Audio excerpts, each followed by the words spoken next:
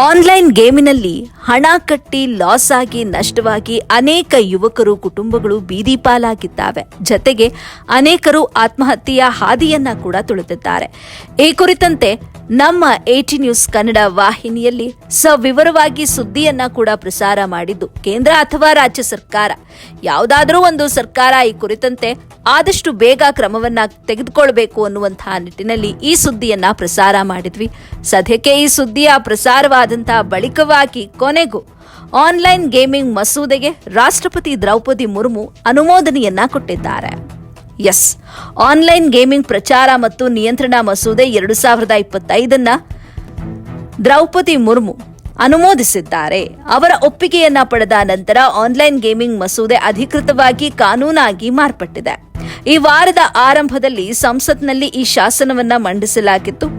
ಲೋಕಸಭೆ ಬುಧವಾರ ಅಂದ್ರೆ ಆಗಸ್ಟ್ 20 ಇದನ್ನ ಅಂಗೀಕರಿಸಿತ್ತು ಮತ್ತು ರಾಜ್ಯಸಭೆ ಆಗಸ್ಟ್ 21 ಗುರುವಾರದಂದು ಅನುಮೋದನೆ ನೀಡಿತ್ತು.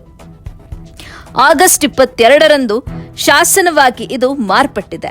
ಈ ಮಸೂದೆಯನ್ನ ಮಂಡಿಸಿದ ಕೇಂದ್ರ ಎಲೆಕ್ಟ್ರಾನಿಕ್ ಮತ್ತು ಮಾಹಿತಿ ತಂತ್ರಜ್ಞಾನ ಸಚಿವ ಅಶ್ವಿನಿ ವೈಷ್ಣವ್, ಅಪಾಯಕಾರಿ ಹಣ ಆಧಾರಿತ ಗೇಮಿಂಗ್ ಅಭ್ಯಾಸಗಳನ್ನ ನಿಷೇಧಿಸುವ ಉದ್ದೇಶವನ್ನ ಈ ಮಸೂದೆ ಹೊಂದಿದೆ ಅಂತ ಬಣ್ಣಿಸಿದ್ರು. ಸಾರ್ವಜನಿಕರ ಮೇಲೆ ಅಪಾಯಕಾರಿ ಪರಿಣಾಮ ಬೀರುತ್ತಿರುವ ಆನ್ಲೈನ್ ಹಣದ ಗೇಮಿಂಗ್ನ ವಿನಾಶಕಾರಿ ಪರಿಣಾಮಗಳನ್ನ ಪರಿಹರಿಸುವ ನಿಟ್ಟಿನಲ್ಲಿ ಈ ಮಸೂದೆಯನ್ನ ಜಾರಿಗೆ ತರಲಾಗ್ತಾ ಇದೆ ಅಂತ ಹೇಳಿದ್ರು. ಈ ಸ್ಪೋರ್ಟ್ಸ್ ಮತ್ತು ಆನ್ಲೈನ್ ಸಾಮಾಜಿಕ ಗೇಮಿಂಗ್ ಅನ್ನ ಮೇಲ್ವಿಚಾರಣೆ ಮಾಡಲು ಪ್ರಾಮಾಣೀಕರಣ, ಸುರಕ್ಷಿತ ಆಟದ ಪರಿಸರಗಳು ಮತ್ತು ವ್ಯವಹಾರಗಳು, ಹಾಗೆಯೇ ಆಟಗಾರರಿಗೆ ಕಾನೂನು ಸ್ಪಷ್ಟತೆಯನ್ನ ಖಚಿತಪಡಿಸಿಕೊಳ್ಳಲು ಮೀಸಲಾದ ನಿಯಂತ್ರಕ ಪ್ರಾಧಿಕಾರಗಳನ್ನು ರಚಿಸಲು ಈ ಕಾನೂನು ಅವಕಾಶ ಒದಗಿಸುತ್ತೆ. ಇದು ಹಣ ಆಧಾರಿತ ಆನ್ಲೈನ್ ಗೇಮಿಂಗ್, ಜಾಹೀರಾತುಗಳು ಮತ್ತು ಅವುಗಳಿಗೆ ಸಂಬಂಧಿಸಿದ ಹಣಕಾಸಿನ ವಹಿವಾಟುಗಳ ಮೇಲೆ ಕಠಿಣ ದಂಡಗಳು ಮತ್ತು ನಿರ್ಬಂಧಗಳನ್ನು ಜಾರಿಗೊಳಿಸುತ್ತದೆ.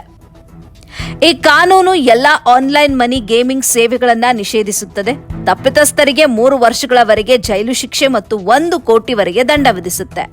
ಆನ್ಲೈನ್ ಗೇಮಿಂಗ್ ರೀತಿಯ ವೇದಿಕೆಗಳನ್ನು ಪ್ರಚಾರ ಮಾಡುವವರಿಗೂ ಕೂಡ 2 ವರ್ಷಗಳವರೆಗೆ ಶಿಕ್ಷೆ ಮತ್ತು 50 ಲಕ್ಷದವರೆಗೆ ದಂಡ ವಿಧಿಸಲಾಗುತ್ತೆ ಅಂತ ಸೂಚನೆ ನೀಡಲಾಗಿದೆ.